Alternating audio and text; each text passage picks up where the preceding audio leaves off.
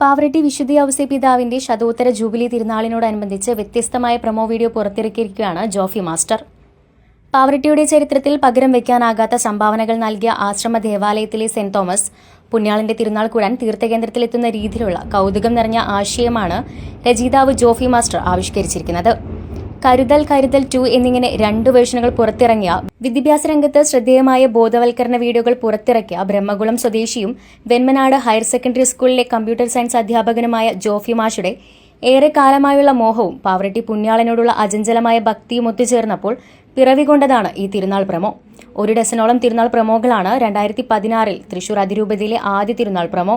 പുറത്തിറങ്ങിയ പാവറട്ടി പുണ്യാളന്റെ മണ്ണിൽ നിന്നും ഇക്കുറി പുറത്തിറങ്ങിയത്.